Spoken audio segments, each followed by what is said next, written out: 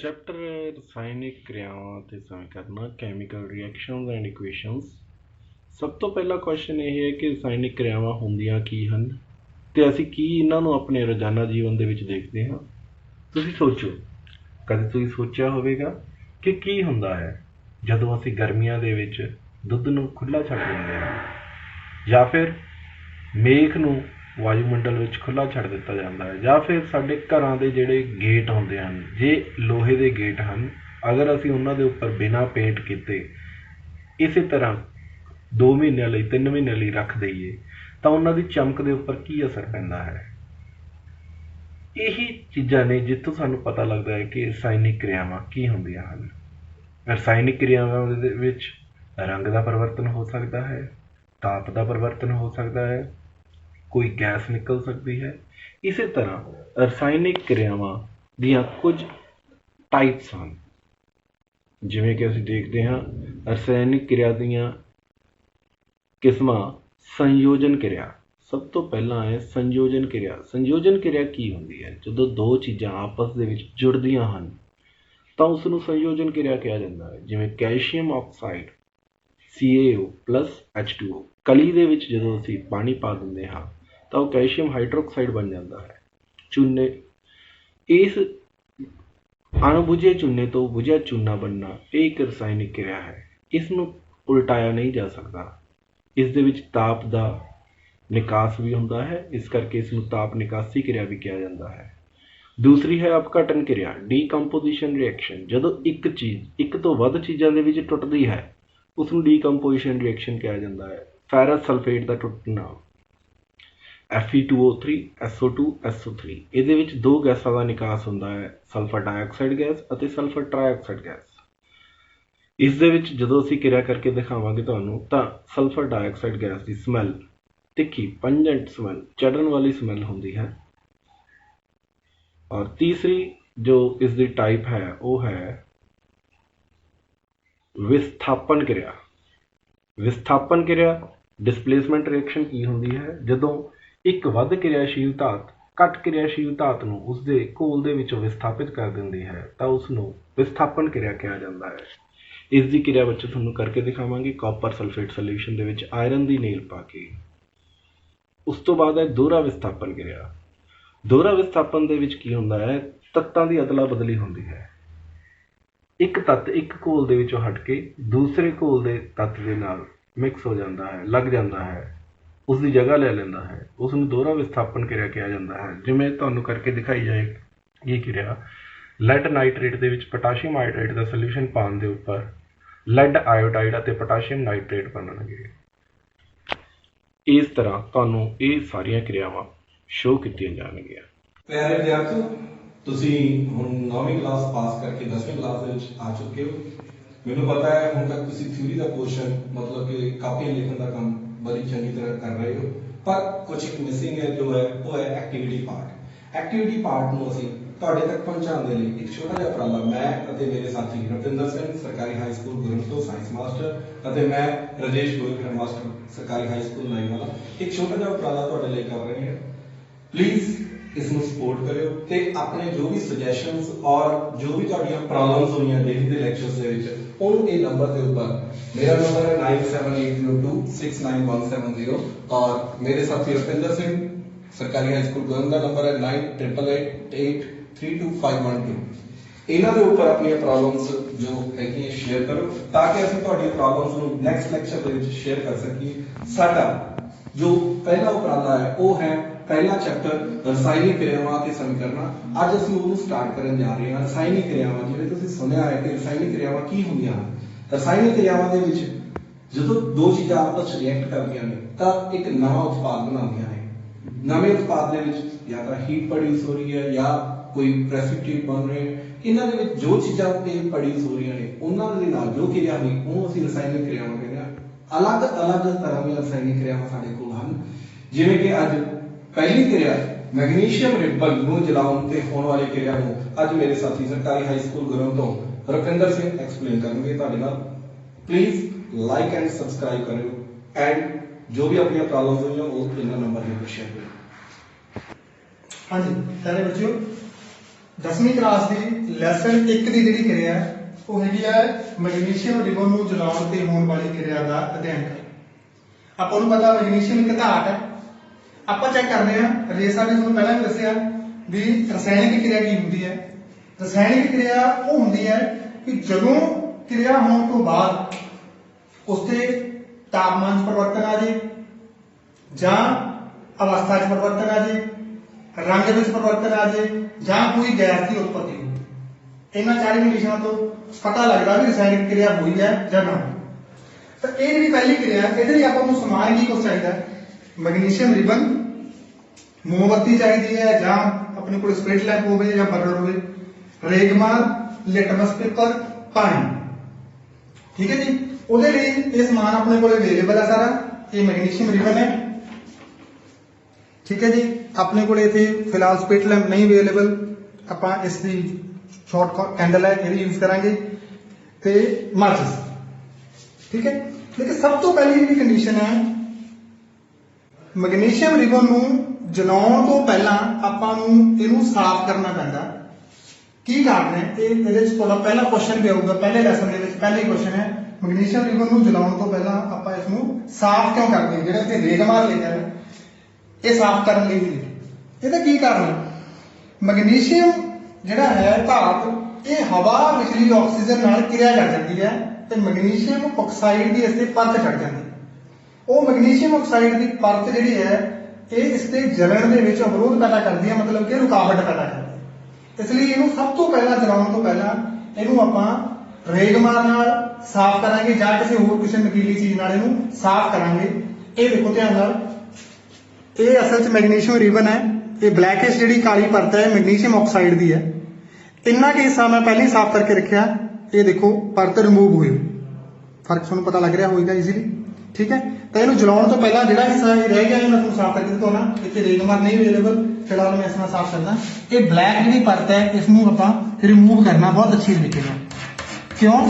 ਕਿਉਂਕਿ ਇਹ ਬਹੁਤ ਆਸਾਨੀ ਨਾਲ ਜਲੂਗਾ ਫਿਰ। ਅਦਰਵਾਈਜ਼ ਜੇ ਆਪਾਂ ਪਰਤ ਨਹੀਂ ਰਿਮੂਵ ਕਰਾਂਗੇ ਇਹ ਜਲਣ ਦੇ ਵਿੱਚ ਰੁਕਾਵਟ ਹੋਊ। ਦੇਖੋ ਇਹ ਪਰਤ ਰਿਮੂਵ ਹੋ ਰਹੀ ਹੈ ਉਸੇ ਤਰੀਕੇ ਨਾਲ ਇਧਰੋਂ।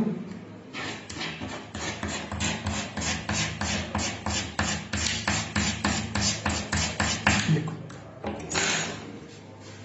ਠੀਕ ਹੈ। ਇਹ ਅੱਛੀ ਤਰ੍ਹਾਂ ਮੈਗਨੀਸ਼ੀਅਮ ਆਕਸਾਈਡ ਜਿਹੜੀ ਪਰਤ ਆਪਾਂ ਰਿਮੂਵ ਕਰਤੀ ਹੈ। ਇਸ ਤੋਂ ਬਾਅਦ ਆਪਾਂ ਕੀ ਕਰਨਾ, ਮੋਮਬੱਤੀ ਜਾਂ ਬਰਨਰ ਇਹਨੂੰ ਆਪਾਂ ਜਲਾਉਣੇ।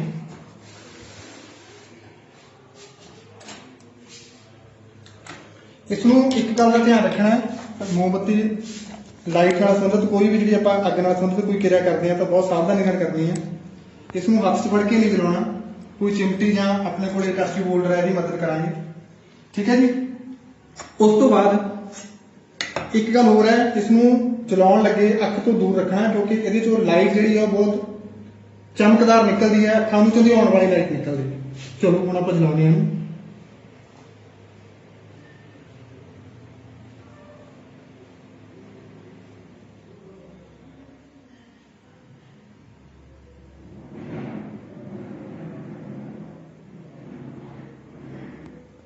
ਇਹ ਦੇਖੋ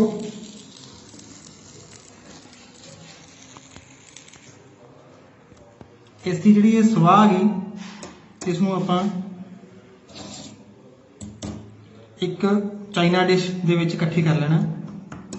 ਹੁਣ ਇੱਕ ਗੱਲ ਹੋਰ ਹੈ, ਇਹ ਵੀ ਕੁਐਸਚਨ ਆਉਂਦਾ ਮੈਗਨੀਸ਼ੀਅਮ ਜਦੋਂ ਰਿਬਨ ਨੂੰ ਆਪਾਂ ਜਲਾਉਂਦੇ ਆ ਜਲਾਉਣ ਤੋਂ ਬਾਅਦ ਕਿਹੜਾ ਪਦਾਰਥ ਬਣਦਾ ਹੈ? ਕਿਹੜਾ ਪਦਾਰਥ ਬਣਦਾ ਹੈ? Magnesium oxide. ठीक है। Mg प्लस ऑक्सीजन ये बनता 2 Mg लावांगे क्योंकि बैलेंस करनी है अपने। ये बनता मैग्नीशियम ऑक्साइड।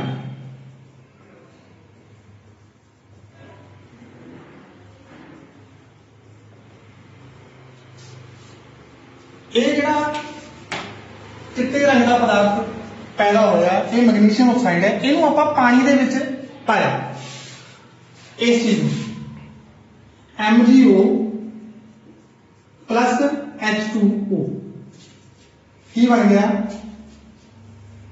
MgOH। ये की बन गया मैग्नीशियम हाइड्रोक्साइड।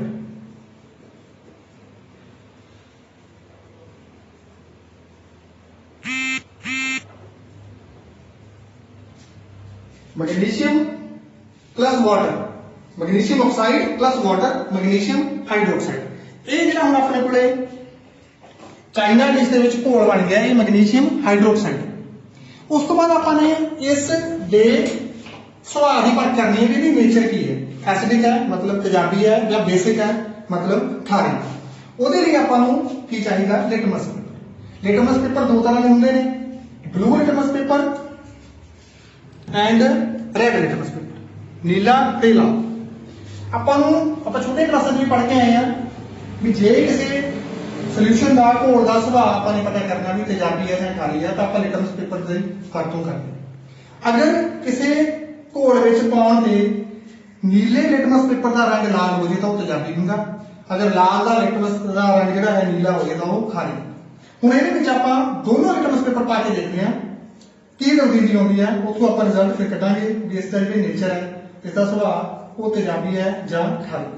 ਪਹਿਲਾਂ ਮੈਂ ਇੱਕ ਬਲੂ ਲਿਟਮਸ ਪੇਪਰ ਲਿਆ, ਇੱਕ ਰੈਡ ਲਿਟਮਸ ਪੇਪਰ, ਠੀਕ ਹੈ ਜੀ। ਹੁਣ ਮੈਂ ਇਹਦੇ ਵਿੱਚ ਪਹਿਲਾਂ ਨੀਲਾ ਲਿਟਮਸ ਪੇਪਰ ਡੁਬੋਇਆ, 1 ਮਿੰਟ ਆਪਾਂ ਵੇਟ ਕਰ ਲੈਂਦੇ ਹਾਂ, ਚੈੱਕ ਕਰ ਲਾਂਗੇ। ਉਸ ਤੋਂ ਬਾਅਦ ਮੈਂ ਲਾਲ ਲਿਟਮਸ ਪੇਪਰ ਡੁਬੋਇਆ। ਇਹ ਦੇਖੋ ਹੁਣ ਨੀਲੇ ਲਿਟਮਸ ਪੇਪਰ ਤੇ ਕੋਈ ਪ੍ਰਭਾਵ ਨਹੀਂ ਪਿਆ, ਉਹ ਨੀਲੇ ਦਾ ਨੀਲਾ ਐਜ਼ ਇਟ ਇਜ਼ ਪਿਆ, ਪਰ ਜਿਹੜਾ ਲਾਲ ਲਿਟਮਸ ਪੇਪਰ ਹੈ ਉਸ ਦਾ ਰੰਗ ਦੇਖੋ ਬਲੂ ਹੋ ਗਿਆ, ਠੀਕ ਹੈ ਜੀ। ਤਾਂ ਇੱਥੋਂ ਕੀ ਰਿਜ਼ਲਟ ਹੈ ਉਹ ਆਪਾਂ ਦੇਖਦੇ ਹਾਂ। ਆਪਣੇ ਕੋਲੇ ਕੀ ਹੈ, ਮੈਗਨੀਸ਼ੀਅਮ ਹਾਈਡਰੋਕਸਾਈਡ, ਇਹਦੇ ਵਿੱਚ ਆਪਾਂ ਨੀਲਾ ਲਿਟਮਸ ਪੇਪਰ ਪਾਇਆ,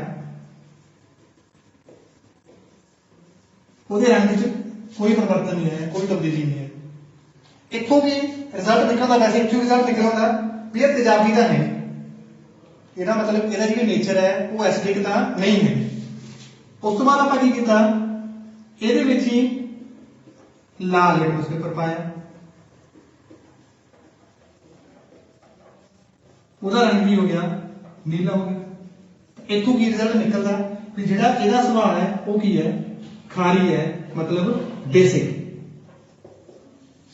ਇਹਦਾ ਮੈਗਨੀਸ਼ੀਅਮ ਹਾਈਡਰੋਕਸਾਈਡ। ਇਹਦੇ ਨਾਲ ਸੰਬੰਧਿਤ ਇੱਕ ਦੋ ਕੁਐਸਚਨਸ ਨੇ ਵੀ ਇਹ ਕਿਸ ਕਿਸਮ ਦੀ ਕਿਰਿਆ, ਰਸਾਇਣਿਕ ਕਿਰਿਆ ਹੈ। ਕਿਉਂ? ਕਿਉਂਕਿ ਇਹਦੀ ਅਵਸਥਾ 'ਚ ਪਰਿਵਰਤਨ ਆਇਆ, ਆਪਾਂ ਪਹਿਲਾਂ ਹੀ ਡਿਸਕਸ ਕੀਤਾ ਸੀਗਾ, ਠੀਕ ਹੈ। ਦੂਸਰਾ ਹੈ ਮੈਗਨੀਸ਼ੀਅਮ ਰਿਬਨ ਨੂੰ ਜਲਾਉਣ ਤੇ, ਅਗਲਾ ਕੁਐਸਚਨ ਹੈ ਮੈਗਨੀਸ਼ੀਅਮ ਰਿਬਨ ਨੂੰ ਜਲਾਉਣ ਤੇ ਪੈਦਾ ਹੋਈ ਰਾਖ ਦਾ ਰੰਗ ਕਿਸ ਤਰ੍ਹਾਂ ਦਾ ਹੁੰਦਾ, ਆਪਾਂ ਦੇਖਿਆ ਵਾਈਟ ਕਲਰ ਦਾ, ਸਫੈਦ ਕਲਰ ਦਾ ਹੁੰਦਾ। ਮੈਗਨੀਸ਼ੀਅਮ ਦਾ ਸੰਕੇਤ ਕੀ ਹੁੰਦਾ, ਮੈਗਨੀਸ਼ੀਅਮ ਦਾ ਕਲਰ ਦਾ ਸੰਕੇਤ ਹੁੰਦਾ Mg, ਠੀਕ ਹੈ ਜੀ। ਤੇ ਉਸ ਤੋਂ ਬਾਅਦ ਆ ਗਿਆ ਬਾਅਦ ਕਲਾਸ ਵਿੱਚ ਇਕੱਠੇ ਹੋਏ ਪਦਾਰਥ ਦਾ ਨਾਮ ਦੱਸੋ, ਜਿਹੜਾ ਆਪਾਂ ਜਲਾਉਣ ਤੋਂ ਬਾਅਦ ਵਾਈਟ ਕਲਰ ਦੀ ਐਸ਼ ਯਾਨੀ ਕਿ ਸਵਾਹ ਇਕੱਠੀ ਹੋਈ ਸੀ, ਉਹਦਾ ਕੀ ਨਾਮ ਸੀ, ਮੈਗਨੀਸ਼ੀਅਮ ਆਕਸਾਈਡ, ਠੀਕ ਹੈ ਜੀ। ਉਸ ਤੋਂ ਬਾਅਦ ਆ ਗਿਆ ਮੈਗਨੀਸ਼ੀਅਮ ਰਿਬਨ ਨੂੰ ਜਲਾਉਣ ਤੇ ਹੋਈ ਰਸਾਇਣਿਕ ਕਿਰਿਆ ਦੀ ਸਮੀਕਰਨ ਲਿਖੋ। ਉਹ ਇਹ ਸਮੀਕਰਨ ਹੈ, ਮੈਗਨੀਸ਼ੀਅਮ ਰਿਬਨ ਨੂੰ ਜਦੋਂ ਆਪਾਂ ਜਲਾਇਆ ਮੈਗਨੀਸ਼ੀਅਮ ਪਲਸ ਆਕਸੀਜਨ ਉਹ ਬਣ ਗਿਆ ਮੈਗਨੀਸ਼ੀਅਮ ਆਕਸਾਈਡ, ਠੀਕ ਹੈ ਜੀ। ਹੋ ਕੱਲ ਆਪਾਂ ਨੇ ਜੋ ਐਕਟੀਵਿਟੀਜ਼ ਦੋ ਕੀਤੀਆਂ, ਇੱਕ ਮੈਗਨੀਸ਼ੀਅਮ ਰਿਬਨ ਨੂੰ ਜਲਾਉਣਾ ਤੇ ਦੂਸਰੀ ਕੀਤੀ ਸੀ ਆਪਾਂ ਨੇ ਪਾਣੀ ਦਾ ਬਿਜਲੀ ਕੱਢਣਾ। ਪਹਿਲਾਂ ਉਹਨਾਂ ਦੇ ਕੁਐਸਚਨਸ ਲੈਣੇ ਕਿਉਂਕਿ ਬੱਚਿਆਂ ਨੇ ਸਾਨੂੰ ਉਹਨਾਂ ਦੇ ਜੋ ਪ੍ਰੋਬਲਮ ਸੀਗੀਆਂ ਉਹ ਪੁੱਛੀਆਂ, ਤਾਂ ਆਪਾਂ ਪਹਿਲਾਂ ਡਿਸਕਸ ਕਰਦੇ। ਪਹਿਲੇ ਬੱਚੇ ਰੀਤੂ ਰਾਣੀ ਦੀ ਜੋ ਪ੍ਰੋਬਲਮ ਸੀ ਉਹ ਸੀ ਕਿ ਮੈਗਨੀਸ਼ੀਅਮ ਆਕਸਾਈਡ ਦੇ ਵਿੱਚ ਪਾਣੀ ਪਾਉਣ ਦੇ ਉੱਪਰ ਮੈਗਨੀਸ਼ੀਅਮ ਹਾਈਡਰੋਕਸਾਈਡ ਕਿਸ ਤਰ੍ਹਾਂ ਬਣਿਆ। ਬੱਚੇ ਤੁਸੀਂ ਪੜ੍ਹਿਆ ਹੈ ਕਿ ਧਾਤਾਂ ਦੇ ਆਕਸਾਈਡ ਜਦੋਂ ਪਾਣੀ ਨਾਲ ਕਿਰਿਆ ਕਰਦੇ ਹਨ ਤਾਂ ਧਾਤਾਂ ਦੇ ਹਾਈਡਰੋਕਸਾਈਡ ਬਣਦੇ ਹਨ।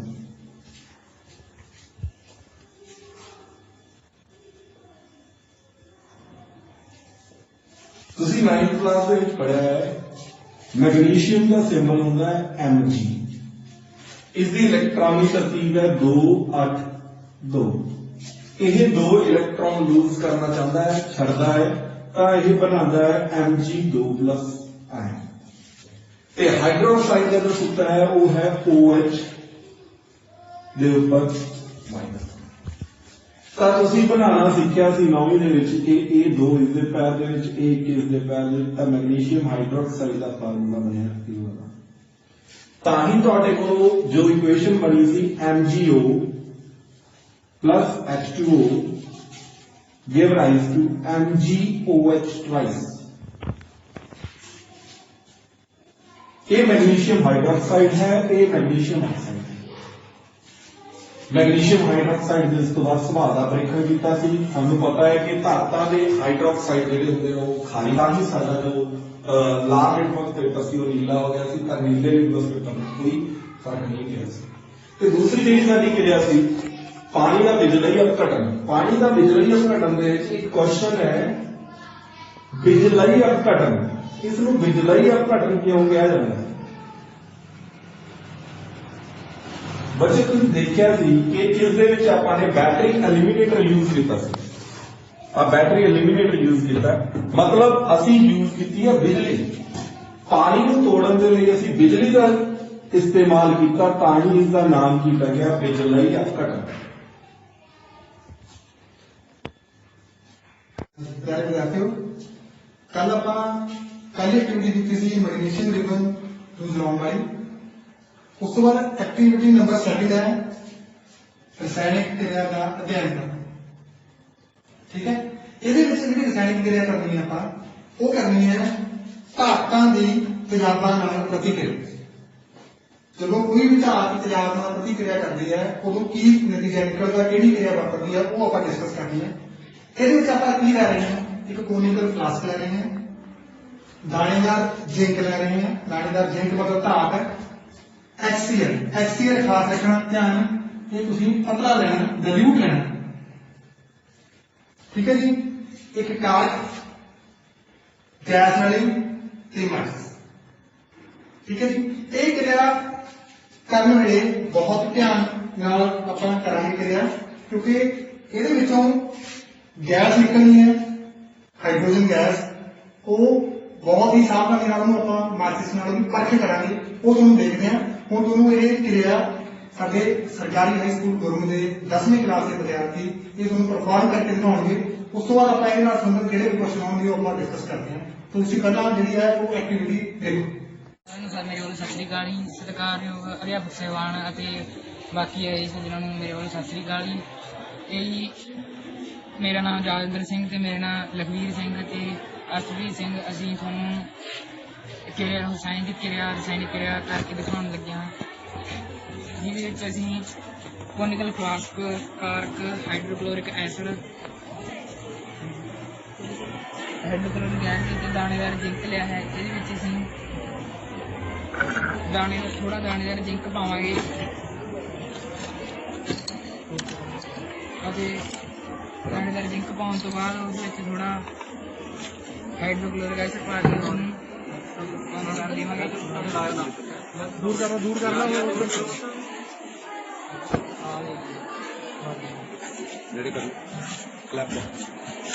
क्लैप बेटा। ਜਿਹੜੀ ਗੈਸ ਪੈਦਾ ਹੋਈ ਹੈ ਬੇਟਾ ਹਾਈਡਰੋਜਨ ਗੈਸ ਪੈਦਾ ਹੋਈ ਹੈ, ਜਿਹਦੇ ਵਿੱਚ ਕਿਹਦੇ ਵਿਚਕਾਰ ਰਿਐਕਸ਼ਨ ਹੋਇਆ ਬੇਟਾ? ਮੈਟਲ ਕਿਹੜੀ ਲੈਤੀ ਸੀ? एसिड केड़ा लेता सी? Zn plus 2 HCl arrow ZnCl2 plus hydrogen gas plus hydrogen gas. ते ये जिहड़ी क्रिया बेटा केड़ी क्रिया? ताप निकासी रसायनिक क्रिया। ये तुसी क्रिया देखी है, ਇਹਦੇ ਵਿੱਚ ਤੁਸੀਂ ਧਿਆਨ ਨਾਲ ਨੋਟ ਕੀਤਾ ਹੋਵੇ ਜੀ, ਜਦੋਂ ਆਪਾਂ ਜ਼ਿੰਕ ਦੇ ਉੱਪਰ ਪਤਲਾ ਸਲਫਿਊਰਿਕ ਐਸਿਡ ਪਾਉਂਦੇ ਆ ਉਦੋਂ हाइड्रोजन गैस निकलती है जी पॉप अप साउंड नाल बलदी। जो आप मैसेज कोड लैके जाने उससे पॉप अप की आवाज आती है। यदि फर्क आप होर तरीके भी कर सकते हैं, साबण की घोल बिजली लगा के भी कर सकते हैं। ठीक है, यदि मेन एक सावधानी जरूर रखनी है बेटा भी ये कोई जी पाइप की लंबाई है गैस वाली तो थोड़ी वड्डी होनी चाहिए है, नेड़े नहीं होना चाहिए, कई बार ब्लास्ट हो जाता, नुकसान भी हो सकता।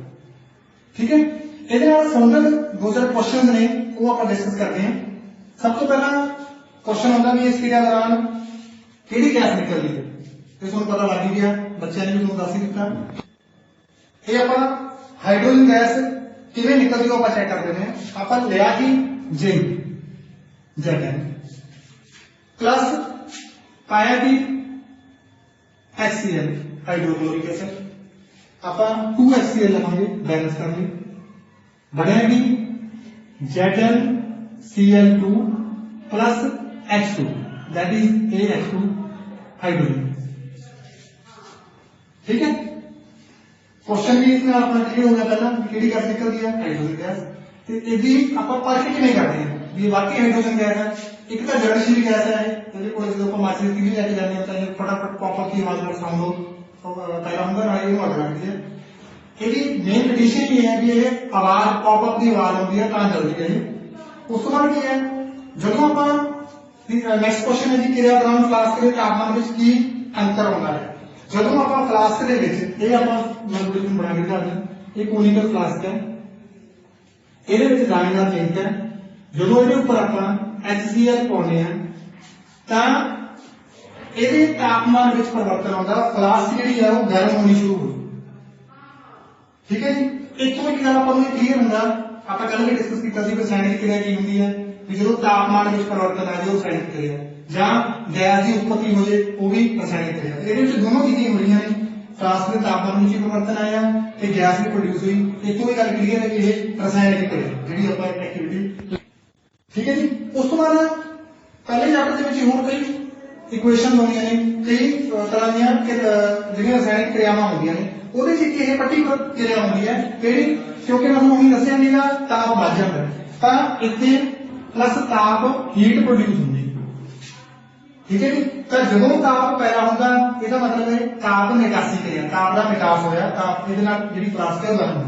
ਇਹ ਜਦੋਂ ਆਪਾਂ ਕਿਰਿਆਵਾਂ ਪੜਾਂਗੇ ਉਹਦੇ ਵਿੱਚ ਇੱਕ ਪਰਟੀਕੁਲਰ ਟਾਈਪ ਹੈ ਕਿਰਿਆ ਦੀ, ਰਸਾਇਣਿਕ ਕਿਰਿਆ ਦੀ, ਤਾਪ ਨਿਕਾਸੀ ਕਿਰਿਆ। ਠੀਕ ਹੈ, ਤਾਪ ਪ੍ਰੋਡਿਊਸ ਕਰਦੀ ਹੈ। ਉਸ ਤੋਂ ਬਾਅਦ ਸਾਵਧਾਨੀਆਂ ਦਾ ਧਿਆਨ ਨਾਲ ਦੇਖਣਾ ਵੀ ਕਿਹੜੀ ਕਿਹੜੀ ਸਾਵਧਾਨੀ, ਇੱਕ ਤਾਂ ਜਿਹੜੀ ਬਹੁਤ ਸਾਵਧਾਨੀ ਵੈਸੇ ਚ ਲੋੜ ਹੈ, ਇੱਕ ਤਾਂ ਜਿਹੜੀ ਗੈਸ ਵਾਲੀ ਹੈ ਇਹ ਵੱਡੀ ਹੋਣੀ ਚਾਹੀਦੀ ਹੈ ਤੇ ਇਹਨੂੰ ਜਿਹੜਾ ਅੱਗ ਲਾਉਣ ਵੇਲੇ ਬਹੁਤ ਸਾਵਧਾਨੀ ਵਰਤਣੀ ਹੈ। ਇਹਦੇ ਕੋਲੇ ਤੁਹਾਡੇ ਕੋਲੇ ਪਾਣੀ ਦਾ ਪ੍ਰਬੰਧ ਜ਼ਰੂਰ ਹੋਣਾ ਚਾਹੀਦਾ, ਕਈ ਵਾਰੀ ਕੋਈ ਘਟਨਾ ਵਾਪਰ ਸਕਦੀ ਹੈ, ਇਸ ਗੱਲ ਦਾ ਬਹੁਤ ਧਿਆਨ ਰੱਖਣਾ। ਤੁਸੀਂ ਤੀਜੀ ਕਿਰਿਆ ਹੁਣੀ ਕਰਕੇ ਚੁੱਕੇ ਹੋ, ਧਾਤਾਂ ਦੀ ਤੇਜ਼ਾਬਾਂ ਦੇ ਨਾਲ ਕਿਰਿਆ ਕੀਤੀ ਹੈ। ਹੁਣ ਚੌਥੀ ਕਿਰਿਆ ਜੋ ਅਸੀਂ ਕਰਨ ਜਾ ਰਹੇ ਹਾਂ ਉਸਦਾ ਨਾਮ ਹੈ ਅਪਘਟਨ ਕਿਰਿਆ।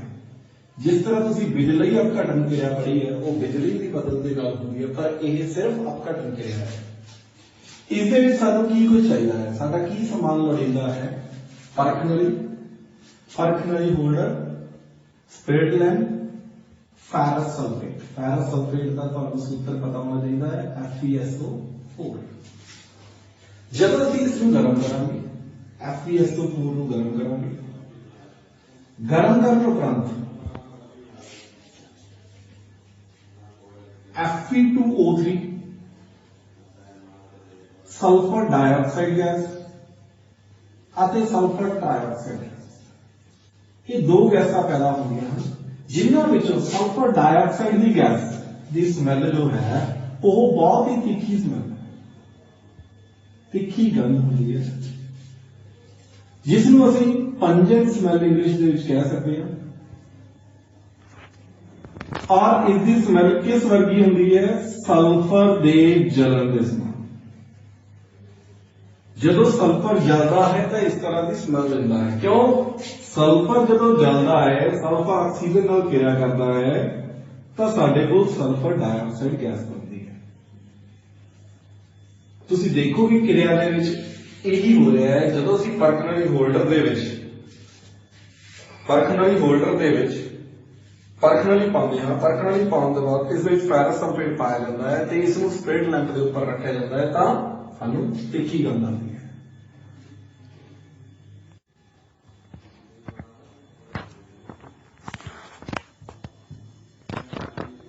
ਹਾਂਜੀ, ਤੁਸੀਂ ਦੇਖ ਰਹੇ ਹੋ ਕਿ ਫੈਰਸ ਸਲਫੇਟ ਨੂੰ ਗਰਮ ਕੀਤਾ ਜਾ ਰਿਹਾ ਹੈ। ਫੈਰਸ ਸਲਫੇਟ ਨੂੰ ਗਰਮ ਕਰਨ ਤੋਂ ਬਾਅਦ ਇਸ ਦੇ ਵਿੱਚੋਂ ਕੁਝ ਸਮੈਲ ਆਏਗੀ। ਸਮੈਲ ਲੈਣ ਦਾ ਇੱਕ ਸਭ ਤੋਂ ਪਹਿਲਾ ਸਾਵਧਾਨੀ ਇਹ ਹੈ, ਸਿੱਧਾ ਨੱਕ ਨਹੀਂ ਉੱਪਰ ਕਰ ਲੈਣਾ ਇਸਦੇ। ਜਦੋਂ ਵੀ ਸਮੈਲ ਲੈਣੀ ਹੈ ਤਾਂ ਉਸਦਾ ਤਰੀਕਾ ਹੁੰਦਾ ਲੈਣ ਦਾ ਕਿ ਕਿਸ ਤਰ੍ਹਾਂ ਲੈਣੀ ਹੈ। ਜਦੋਂ ਇਸਦੀ ਸਮੈਲ ਆਉਂਦੀ ਹੈ ਇੱਕਦਮ ਤਿੱਖੀ ਨੱਕ ਨੂੰ ਚੁਭਣ ਵਾਲੀ ਸਮੈਲ ਆਉਂਦੀ ਹੈ, ਅਸੀਂ ਉਹ ਦੇਖਾਂਗੇ ਕਿ ਉਹ ਇਹਦੀ ਸਪੈਸ਼ਲ ਪਹਿਚਾਣ ਹੈ ਜਿਹੜੀ ਇਸ ਦੀ ਸਮੈਲ ਆਉਂਦੀ ਹੈ, ਤਿੱਖੀ ਸਮੈਲ ਆਉਂਦੀ ਹੈ। ਤਿੱਖੀ ਸਮੈਲ ਕਿਸ ਦੀ ਹੁੰਦੀ ਹੈ? ਅਸੀਂ ਦੇਖਦੇ ਹਾਂ ਸਾਡੇ ਕੋਲ ਇੱਕ ਜਿਸ ਤਰ੍ਹਾਂ ਇਹ ਇਕੁਏਸ਼ਨ ਹੈ FeSO4 ਗਰਮ ਕਰਨ ਉਪਰੰਤ Fe2O3 plus SO2 gas plus SO3 gas sulphur dioxide gas ਅਤੇ सल्फर ट्राइऑक्साइड गैस दो तरह ਦੀਆਂ ਗੈਸਾਂ ਪੈਦਾ ਹੁੰਦੀਆਂ ਹਨ।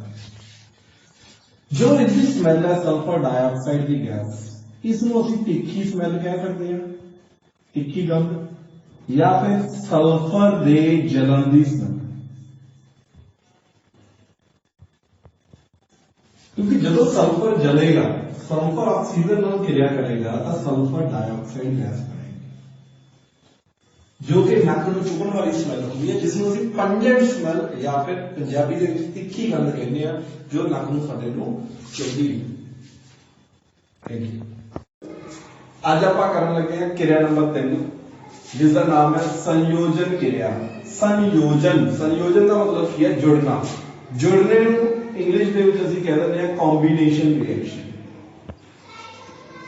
ਕੰਬੀਨੇਸ਼ਨ ਤੋਂ ਭਾਵ ਕੰਬਾਈਨ ਹੋਣਾ, ਕੰਬਾਈਨ ਤੋਂ ਭਾਵ ਦੋ ਚੀਜ਼ਾਂ ਦਾ ਆਪਸ ਦੇ ਵਿੱਚ ਜੁੜਨਾ। ਸਾਡੇ ਕੋਲ ਸਮਾਨ ਕੀ ਕੁਝ ਹੈ? ਬੀਕਰ ਹੈ, ਕੈਲਸ਼ੀਅਮ ਆਕਸਾਈਡ ਹੈ ਤੇ ਪਾਣੀ ਹੈ। ਕੈਲਸ਼ੀਅਮ ਆਕਸਾਈਡ ਤੋਂ ਭਾਵ ਜਿਹੜਾ ਅਸੀਂ ਘਰਾਂ ਦੇ ਵਿੱਚ ਕਲੀ ਯੂਜ਼ ਕਰਦੇ ਹਾਂ, ਦੇਸੀ ਭਾਸ਼ਾ ਦੇ ਵਿੱਚ ਇਹਨੂੰ ਕਲੀ ਕਹਿ ਦਿੰਦੇ ਆ, ਤੇ ਇਹ ਹੈ ਕਿ ਅਣਬੁਝਿਆ ਚੂਨਾ। ਅਣਬੁਝਿਆ ਚੂਨਾ। ਤੁਸੀਂ ਪੁਰਾਣੇ ਸਮੇਂ ਦੇ ਵਿੱਚ ਦੇਖਿਆ ਹੋਊਗਾ ਜਿਹੜੀ ਕਲੀ ਆਉਂਦੀ ਸੀ ਉਹ ਡਲਿਆਂ ਦੇ ਰੂਪ ਦੇ ਵਿੱਚ ਆਉਂਦੀ ਸੀ। ਜਦੋਂ ਡਲਿਆਂ ਨੂੰ ਇੱਕ ਬੀਕਰ ਦੇ ਵਿੱਚ ਪਾ ਲਿਆ ਜਾਂਦਾ ਸੀ, ਉਸ ਦੇ ਉੱਪਰ ਵੀ ਪਾਣੀ ਪਾਇਆ ਜਾਂਦਾ ਸੀ ਤਾਂ ਉਹ ਤੋਂ ਉਬਾਲੇ ਆਉਂਦੇ ਸੀ। ਪਰ ਅੱਜ ਕੱਲ ਦੇ ਸਮੇਂ ਦੇ ਵਿੱਚ ਉਹ ਡਲਿਆਂ ਵਾਲੀ ਕਲੀ ਬੰਦ ਹੋ ਚੁੱਕੀ ਹੈ। ਹੁਣ ਕੀ ਆਉਂਦੀ ਹੈ? ਪਾਊਡਰਡ ਕਲੀ।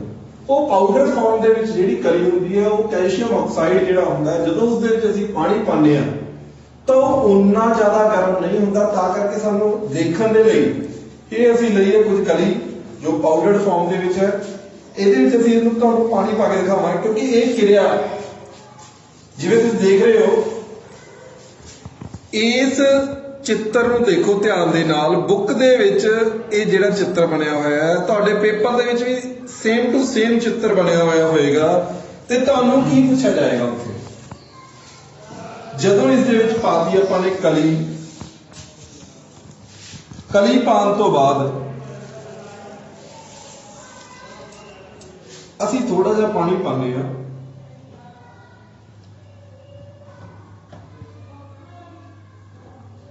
ਤਾਂ ਇਹ ਹਲਕਾ ਜਿਹਾ ਗਰਮ ਹੁੰਦਾ ਹੈ। ਇਸ ਨੂੰ ਅਸੀਂ ਹਥੇਲੀ ਦੇ ਇਸ ਦੇ ਉਲਟੇ ਪਾਸੇ ਉੱਪਰ ਲਗਾ ਕੇ ਟੱਚ ਕਰਕੇ ਦੇਖਦੇ ਹਾਂ ਤਾਂ ਤੁਹਾਨੂੰ ਥੋੜਾ ਉਸ ਨੂੰ ਗਰਮ ਮਹਿਸੂਸ ਹੁੰਦਾ ਹੈ। ਤਾਂ ਇਹ ਗਰਮ ਮਹਿਸੂਸ ਹੁੰਦਾ ਹੈ, ਇਸ ਤੋਂ ਪਤਾ ਲੱਗਦਾ ਹੈ ਕਿ ਇਹ ਕਿਹੜੀ ਕਿਰਿਆ ਹੈ? ਤਾਪ ਨਿਕਾਸੀ ਕਿਰਿਆ। ਸੰਯੋਜਨ ਕਿਰਿਆ ਦੇ ਦੌਰਾਨ ਤਾਪ ਬਾਹਰ ਨਿਕਲਦਾ ਹੈ ਅਤੇ ਤਾਪ ਨਿਕਾਸੀ ਕਿਰਿਆ ਹੁੰਦੀ ਹੈ। ਕੈਲਸ਼ੀਅਮ ਆਕਸਾਈਡ ਦਾ ਸੂਤਰ ਹੈ ਸਾਡੇ ਕੋਲ CaO, ਕੈਲਸ਼ੀਅਮ ਆਕਸਾਈਡ, ਜਿਹਨੂੰ ਦੇਸੀ ਭਾਸ਼ਾ ਦੇ ਵਿੱਚ ਕਲੀ ਕਿਹਾ ਗਿਆ ਹੈ। ਇਸ ਦੇ ਵਿੱਚ ਪਾਇਆ ਪਾਣੀ ਤੇ ਸਾਡੇ ਕੋਲ ਬਣ ਗਿਆ ਕੈਲਸ਼ੀਅਮ ਹਾਈਡਰੋਕਸਾਈਡ, ਜਿਹੜਾ ਚੂਨੇ ਦਾ ਪਾਣੀ ਹੁੰਦਾ ਹੈ, ਬੁਝਿਆ ਹੋਇਆ ਚੂਨਾ ਵੀ ਕਹਿ ਦਿੰਦੇ ਤੇ ਚੂਨੇ ਦਾ ਪਾਣੀ।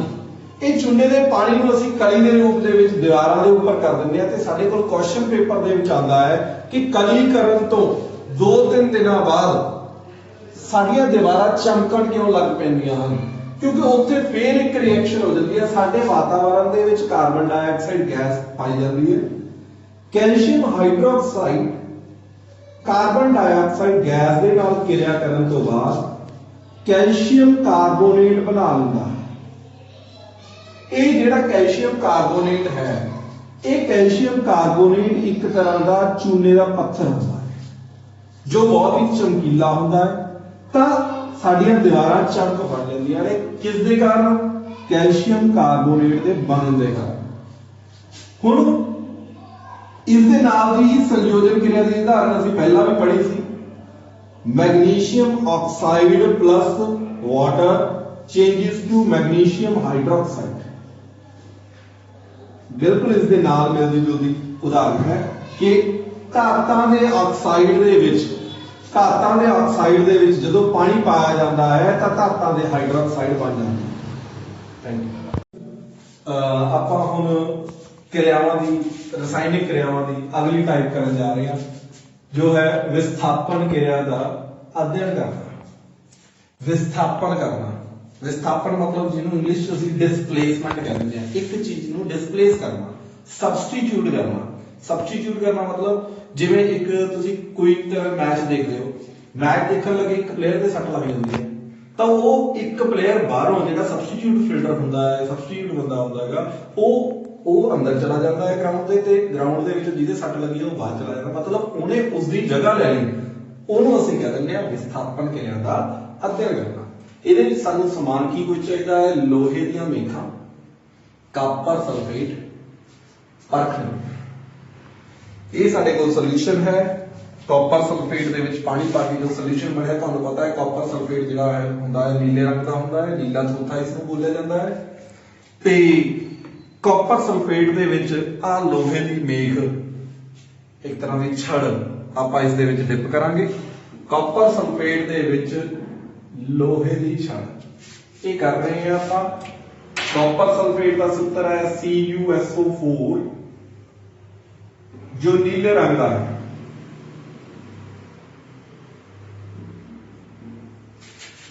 ਉਸ ਦੇ ਵਿੱਚ ਆਪਾਂ ਨੇ ਪਾਈ ਹੈ ਲੋਹੇ ਦੀ ਛੜ, ਆਇਰਨ, ਲੋਹਾ। ਤਾਂ ਕੀ ਕਿਰਿਆ ਹੁੰਦੀ ਹੈ ਅਸੀਂ ਉਹ ਦੇਖਦੇ ਹਾਂ। ਇਸ ਨੂੰ ਇਸ ਦੇ ਵਿੱਚ ਪਾਇਆ, ਪਾਉਣ ਤੋਂ ਬਾਅਦ ਲਗਭਗ 2 ਜਾਂ 3 ਘੰਟਿਆਂ ਬਾਅਦ ਜੋ ਕਿਰਿਆ ਹੁੰਦੀ ਹੈ ਉਹ ਸਾਡੇ ਸਾਹਮਣੇ ਹੈ, ਅਸੀਂ ਦੇਖਦੇ ਹਾਂ। ਕਿਉਂਕਿ 2-3 ਘੰਟੇ ਲੱਗਣੇ ਸੀ, ਇਸ ਲਈ ਅਸੀਂ ਪਹਿਲਾਂ ਹੀ ਇਸ ਦੇ ਵਿੱਚ ਡਿਪ ਕਰਕੇ ਰੱਖੀ। ਡਿਪ ਕਰਨ ਤੋਂ ਬਾਅਦ ਅਸੀਂ ਕੀ ਦੇਖਦੇ ਹਾਂ? ਸਾਡੇ ਕੋਲ ਲੋਹੇ ਦੀ ਛੜ ਦੇ ਉੱਪਰ ਇਹ ਭੂਰੇ ਰੰਗ ਦਾ ਇੱਕ ਸਬਸਟੈਂਸ ਚੜ ਗਿਆ। ਭੂਰੇ ਰੰਗ ਦਾ ਸਬਸਟੈਂਸ,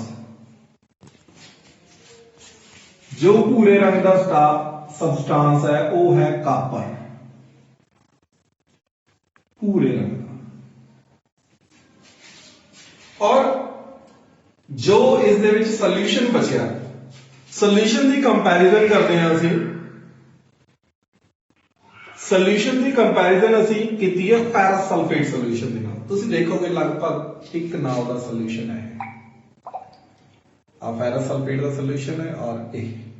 तो इसका मतलब की है, इत्थे तुहाडे कोल की बन गया? Ferrous sulphate.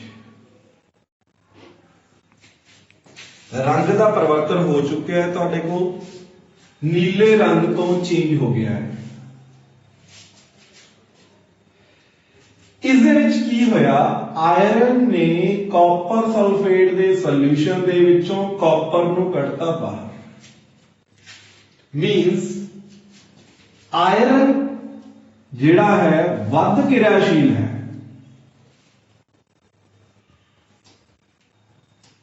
किस नालों? कॉपर।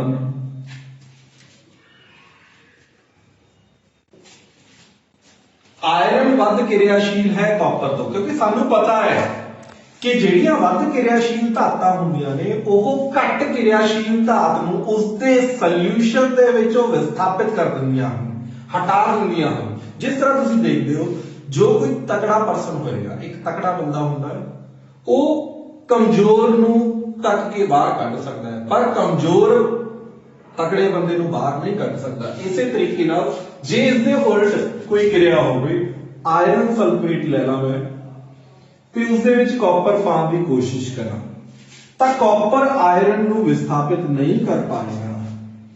ਤਾਂ ਇਤੋਂ ਕਲੀਅਰ ਹੋ ਜਾਂਦਾ ਹੈ ਕਿ ਵੱਧ ਕਿਰਿਆਸ਼ੀਲ ਧਾਤ ਘੱਟ ਕਿਰਿਆਸ਼ੀਲ ਧਾਤ ਨੂੰ ਉਸਦੇ ਘੋਲ ਦੇ ਵਿੱਚੋਂ ਵਿਸਥਾਪਿਤ ਕਰ ਦਿੰਦੀ ਹੈ।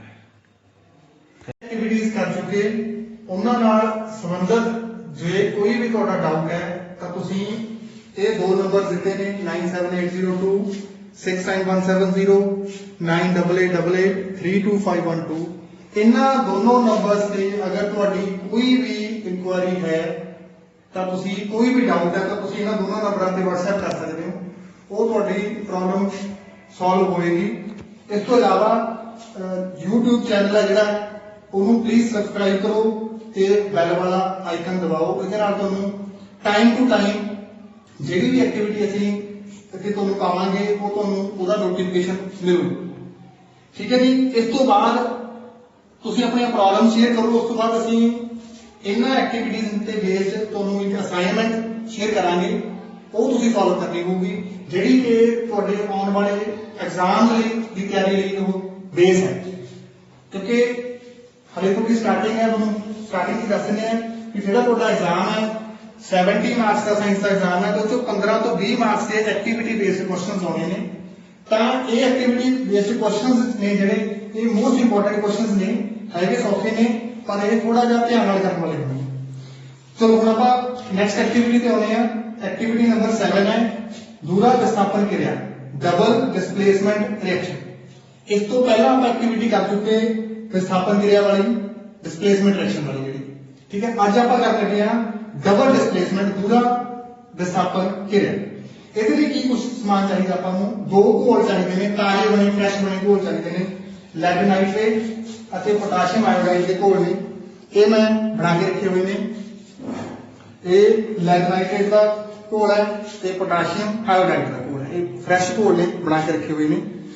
ਇਹ ਆਪਾਂ ਦੇਖਦੇ ਹਾਂ ਜਦੋਂ ਆਪਾਂ ਇੱਕ ਟੈਸਟ ਟਿਊਬ ਚਾਹੀਦੀ ਹੈ। ਠੀਕ ਹੈ। ਟੈਸਟ ਟਿਊਬ ਦੇ ਵਿੱਚ ਹੀ ਆਪਾਂ ਘੋਲ ਤਿਆਰ ਕੀਤਾ। ਹੁੰਦਾ ਕੀ ਹੈ ਐਕਚੁਅਲੀ, ਜਦੋਂ ਆਪਾਂ ਲੈਡ ਨਾਈਟ੍ਰੇਟ ਤੇ ਪੋਟਾਸ਼ੀਅਮ ਆਇਓਡਾਈਡ ਨੂੰ ਮਿਕਸ ਕਰਦੇ ਹਾਂ ਦੋ ਘੋਲਾਂ ਨੂੰ, ਉਦੋਂ ਕੀ ਵਾਪਰਦਾ ਉਹ ਤੁਹਾਨੂੰ ਮੈਂ ਕਰਕੇ ਦਿਖਾਉਣ ਲੱਗਾ। ਦੇਖੋ ਜਰਾ।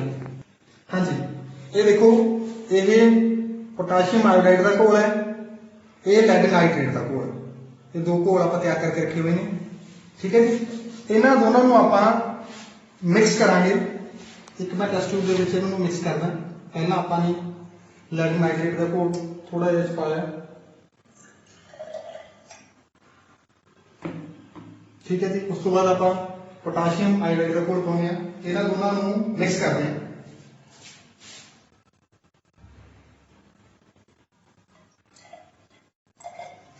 ਦੇਖੋ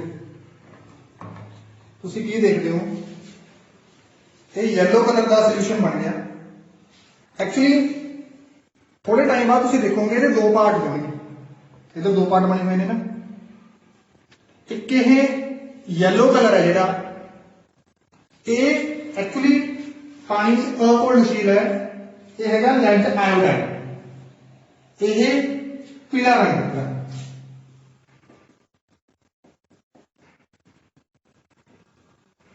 ਇਹ ਨੀਚੇ ਨੂੰ ਆਲੋ ਲਾਇਆ ਹੋਇਆ। ਇਹਦਾ ਮਤਲਬ ਕੀ ਹੈ, ਇਹ ਨੀਚੇ ਬੈਠ ਜਾਏਗਾ ਇੱਕ ਤਰ੍ਹਾਂ ਦਾ। ਇਹਨੂੰ ਅਵਖੇਪ ਕਹਿੰਦੇ ਨੇ, ਵੈਸੇ ਪੰਜਾਬੀ 'ਚ ਇਹਨੂੰ ਅਵਖੇਪ ਕਹਿੰਦੇ ਨੇ, ਇੰਗਲਿਸ਼ ਇਹਨੂੰ ਪ੍ਰੈਸੀਪੀਟੇਟ ਕਹਿੰਦੇ ਨੇ। ਤਾਂ ਇਹ ਯੈਲੋ ਕਲਰ ਦੇ ਲੈਡ ਆਇਓਡਾਈਡ ਦੇ ਪ੍ਰੈਸੀਪੀਟੇਟ ਬਣ ਗਏ ਤੇ ਉੱਪਰਲਾ ਪੋਰਸ਼ਨ ਹੋ ਜਾਊਗਾ ਜਿਹੜਾ, ਉਹ ਹੋਊਗਾ ਪੋਟਾਸ਼ੀਅਮ ਨਾਈਟ੍ਰੇਟ। ਆਪਾਂ ਥੋੜਾ ਟਾਈਮ ਇਹਨੂੰ ਐਜ਼ ਇਟ ਇਜ਼ ਰੱਖਦੇ ਹਾਂ। ਉਸ ਤੋਂ ਬਾਅਦ ਇਹ ਪ੍ਰੈਸੀਪੀਟੇਟ ਅਲੱਗ ਹੋ ਜਾਣਗੇ। 10 ਤੋਂ 15 ਮਿੰਟ ਤੋਂ ਬਾਅਦ ਆਪਾਂ ਦੇਖਦੇ ਹਾਂ ਇਹਨਾਂ ਦੋਨਾਂ ਘੋਲਾਂ ਨੂੰ ਮਿਲਾਉਣ ਤੋਂ ਬਾਅਦ ਆਪਣੇ ਕੋਲੇ ਆਹ ਚੀਜ਼ ਬਣੀ ਹੈ। ਦੇਖੋ ਇਹਦੇ ਵਿੱਚ ਆ ਯੈਲੋ ਕਲਰ ਦੇ ਤੁਹਾਨੂੰ ਅਵਖੇਪ ਸਪਸ਼ਟ ਰੂਪ 'ਚ ਦਿਖਾਈ ਦਿੰਦੇ ਨੇ, ਜਿਹੜੇ ਬਿਲਕੁਲ ਨੀਚੇ ਬੈਠੇ ਹੋਏ ਨੇ। ਕਿਉਂ? ਕਿਉਂਕਿ ਇਹ ਪਾਣੀ 'ਚ ਅਘੁਲਨਸ਼ੀਲ ਨੇ। ਇਹ ਉੱਪਰਲਾ ਪੋਰਸ਼ਨ ਹੈ ਜਿਹੜਾ, ਉਹ ਹੈਗਾ ਪੋਟਾਸ਼ੀਅਮ ਨਾਈਟ੍ਰੇਟ, ਤੇ ਜਿਹੜਾ ਯੈਲੋ ਕਲਰ ਦਾ ਪੋਰਸ਼ਨ ਹੈ ਇਹ ਹੈਗਾ ਲੈਡ ਆਇਓਡਾਈਡ। ਠੀਕ ਹੈ ਜੀ। ਰਿਐਕਸ਼ਨ ਦੇ ਵਿੱਚ ਆਪਾਂ ਜਿਵੇਂ ਉੱਪਰਲੇ 'ਚ ਦੇਖਿਆ ਸੀਗਾ, ਲੈਡ ਆਇਓਡਾਈਡ ਦੇ ਅਵਖੇਪ ਬਣੇ ਸੀ ਪੀਲੇ ਰੰਗ ਦੇ। ਇਹਦੇ ਵਿੱਚ ਬੇਰੀਅਮ ਸਲਫੇਟ ਦੇ ਪ੍ਰੈਸੀਪੀਟੇਟ ਬਣਨਗੇ। ਉਹਨਾਂ ਦਾ ਰੰਗ ਕੀ ਹੋਊ? ਚਿੱਟਾ। ਚਿੱਟੇ ਰੰਗ ਦੇ ਪ੍ਰੈਸੀਪੀਟੇਟ ਬਣਨਗੇ, ਅਵਖੇਪ ਬਣੂਗਾ। ਉਸੇ ਤਰੀਕੇ ਨਾਲ ਪਾਣੀ 'ਚ ਅਘੁਲਨਸ਼ੀਲ ਹੋਊਗਾ। ਇਹਦਾ ਜਿਹੜਾ ਇਹ ਹਿੱਸਾ ਹੋਊਗਾ ਇਹ ਨੀਚੇ ਬੈਠ ਜਾਏਗਾ। ਸੋਡੀਅਮ ਕਲੋਰਾਈਡ ਨਮਕ ਹੈ, ਉਹ ਪਾਣੀ 'ਚ ਘੁਲਿਆ ਮਹਿਸੂਸ ਹੋਊਗਾ ਤੁਹਾਨੂੰ। ਇਹਦੇ ਪ੍ਰੈਸੀਪੀਟੇਟ ਚਿੱਟੇ ਹੋਣਗੇ। ਧਿਆਨ 'ਚ ਰੱਖਣਾ। ਜੋ ਸਾਡਾ ਅਗਲਾ ਟੌਪਿਕ ਹੈ ਉਹ ਹੈ ਆਕਸੀਕਰਨ ਅਤੇ ਲਘੂਕਰਨ, ਆਕਸੀਡੇਸ਼ਨ ਐਂਡ ਰਿਡਕਸ਼ਨ। ਕੀ ਹੁੰਦਾ ਹੈ ਆਕਸੀਕਰਨ ਅਤੇ ਕੀ ਹੁੰਦਾ ਹੈ ਲਘੂਕਰਨ? ਆਕਸੀਕਰਨ ਦਾ ਮਤਲਬ ਹੈ ਕਿਸੇ ਤੱਤ ਦੁਆਰਾ ਆਕਸੀਜਨ ਦੀ ਪ੍ਰਾਪਤੀ ਕਰ ਲੈਣਾ, ਉਸ ਨੂੰ ਆਕਸੀਕਰਨ ਕਿਹਾ ਜਾਂਦਾ ਹੈ। ਅਤੇ ਲਘੂਕਰਨ ਦਾ ਮਤਲਬ ਕੀ ਹੈ? ਕਿਸੇ ਦੁਆਰਾ ਆਕਸੀਜਨ ਨੂੰ ਗਵਾਉਣਾ, ਉਸ ਨੂੰ ਲਘੂਕਰਨ ਕਿਹਾ ਜਾਂਦਾ ਹੈ। ਜਿਵੇਂ ਇਸ ਕਿਰਿਆ ਨੂੰ ਤੁਸੀਂ ਦੇਖ ਰਹੇ ਹੋ, CuO+H2 ਬਣਦਾ ਕੀ ਹੈ? ਤਾਪ ਗਰਮ ਕਰਨ ਤੇ ਕਾਪਰ+H2O।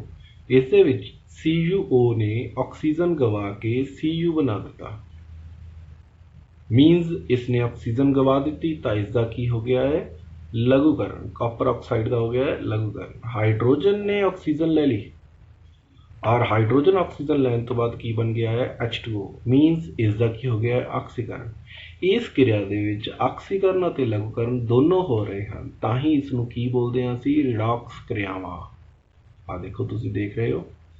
ਇੱਕ ਚੀਜ਼ ਦਾ ਧਿਆਨ ਰੱਖਣਾ ਹੈ, ਆਕਸੀਕਰਨ ਅਤੇ ਲਘੂਕਰਨ ਇਸ ਖੱਬੇ ਪਾਸੇ ਵਾਲੀ ਜੋ ਚੀਜ਼ਾਂ ਹੋਣਗੀਆਂ ਉਹਨਾਂ ਦਾ ਹੀ ਹੋਏਗਾ। ਉਸ ਤੋਂ ਬਾਅਦ ਅਗਲਾ ਟੌਪਿਕ ਜੋ ਹੈ ਸਾਡਾ ਉਹ ਹੈ ਖੋਰਨ, ਕਰੋਜ਼ਨ। ਖੋਰਨ ਕੀ ਹੁੰਦਾ ਹੈ? ਖੋਰਨ ਤੋਂ ਭਾਵ ਹੈ ਕਿਸੇ ਚੀਜ਼ ਦੀ ਉੱਪਰਲੀ ਪਰਤ ਦਾ ਖੁਰ ਜਾਣਾ। ਜਿਵੇਂ ਕਿ ਤੁਸੀਂ ਆਮ ਤੌਰ ਤੇ ਲੋਹੇ ਨੂੰ ਜੰਗ ਲੱਗਣਾ ਦੇਖਿਆ ਹੋਵੇਗਾ। ਤੁਹਾਨੂੰ ਪਹਿਲਾਂ ਹੀ ਦੱਸਿਆ ਜਾ ਚੁੱਕਿਆ ਹੈ ਕਿ ਲੋਹੇ ਨੂੰ ਅਗਰ ਨਮੀ ਮਿਲਦੀ ਹੈ ਤੇ ਹਵਾ ਮਿਲਦੀ ਹੈ ਤਾਂ ਉਸ ਦਾ ਖੋਰਨ ਹੋ ਜਾਂਦਾ ਹੈ। ਉਸ ਨੂੰ ਅਸੀਂ ਰਸਟਿੰਗ, ਜੰਗ ਲੱਗਣਾ ਕਹਿੰਦੇ ਹਾਂ। ਇਹ ਹਰੇਕ ਚੀਜ਼ ਦੇ ਲਈ ਅਲੱਗ-ਅਲੱਗ ਹੁੰਦਾ ਹੈ। ਜਿਵੇਂ ਅਸੀਂ ਦੇਖਦੇ ਹਾਂ ਸਾਡੇ ਚਾਂਦੀ ਦੇ ਕੋਈ ਪਾਏ ਹੋਏ ਹੁੰਦੇ ਹਨ, ਸਾਡੇ ਜੋ ਜਵੈਲਰੀ ਪਾਈ ਹੋਈ ਹੁੰਦੀ ਹੈ ਚਾਂਦੀ ਦੀ ਜਾਂ ਸੋਨੇ ਦੀ ਜਵੈਲਰੀ ਪਾਈ ਹੋਈ ਹੁੰਦੀ ਹੈ, ਉਸ ਦਾ ਰੰਗ ਵੀ ਚੇਂਜ ਹੋ ਜਾਂਦਾ ਹੈ ਕੁਝ ਦਿਨਾਂ ਬਾਅਦ। ਉਸ ਦਾ ਮਤਲਬ ਕੀ ਹੈ, ਉਸ ਦਾ ਕਰੋਜ਼ਨ ਹੋ ਚੁੱਕਿਆ ਹੈ। ਇਸ ਤੋਂ ਅਗਲਾ ਆਰਟੀਕਲ ਜੋ ਹੈ ਉਹ ਸਾਡਾ ਹੈ ਦੁਰਗੰਧਤਾ, ਰੈਂਸੀਡਿਟੀ। ਰੈਂਸੀਡਿਟੀ ਦਾ ਮਤਲਬ ਕੀ ਹੈ, ਤੁਸੀਂ ਦੇਖਿਆ ਹੋਵੇਗਾ ਸਾਡੇ ਜਿਹੜੇ ਖਾਣ ਵਾਲੇ ਪਦਾਰਥ ਹਨ, ਅਗਰ ਉਹਨਾਂ ਨੂੰ ਲੰਬੇ ਸਮੇਂ ਤੱਕ ਰੱਖਿਆ ਜਾਂਦਾ ਹੈ ਤਾਂ ਉਹ ਆਕਸੀਜਨ ਦੇ ਨਾਲ ਕਿਰਿਆ ਕਰਕੇ ਦੁਰਗੰਧ ਦੇਣ ਲੱਗ ਪੈਂਦੇ ਹਨ ਅਤੇ ਉਹਨਾਂ ਦਾ ਸਵਾਦ ਬਦਲ ਜਾਂਦਾ ਹੈ। ਇਸੇ ਤਰ੍ਹਾਂ ਹੀ ਚਿਪਸ ਬਣਾਉਣ ਵਾਲੀਆਂ ਕੰਪਨੀਆਂ ਚਿਪਸ ਬਣਾ ਕੇ ਇੱਕ ਲਿਫਾਫੇ ਦੇ ਵਿੱਚ ਜਦੋਂ ਉਸ ਨੂੰ ਪੈਕ ਕਰਦੀਆਂ ਹਨ ਤਾਂ ਉਸ ਦੇ ਵਿੱਚ ਨਾਈਟ੍ਰੋਜਨ ਗੈਸ ਭਰੀ ਜਾਂਦੀ ਹੈ, ਕਿਉਂਕਿ ਤੁਹਾਨੂੰ ਪਤਾ ਹੈ ਕਿ ਨਾਈਟ੍ਰੋਜਨ ਗੈਸ ਆਕਸੀਜਨ ਗੈਸ ਨੂੰ ਨਜ਼ਦੀਕ ਨਹੀਂ ਆਉਣ ਦਿੰਦੀ। ਨਾਈਟ੍ਰੋਜਨ ਗੈਸ ਕੀ ਕਰਦੀ ਹੈ, ਚਿਪਸਾਂ ਨੂੰ ਆਕਸੀਜਨ ਗੈਸ ਤੋਂ ਬਚਾਉਂਦੀ ਹੈ, ਤਾਂ ਕਰਕੇ ਉਹ ਚਿਪਸ ਦੁਰਗੰਧਤਾ ਨਹੀਂ ਦਿੰਦੇ। ਧੰਨਵਾਦ। Stay home, stay safe. Thanks. District Barnala. ਕੋਈ ਪ੍ਰੋਬਲਮ ਹੋਵੇ ਤਾਂ ਸੰਪਰਕ ਕਰਨਾ ਹੈ ਰਾਜੇਸ਼ ਗੋਇਲ 9780269170, ਰੁਪਿੰਦਰ ਸਿੰਘ 9888832512।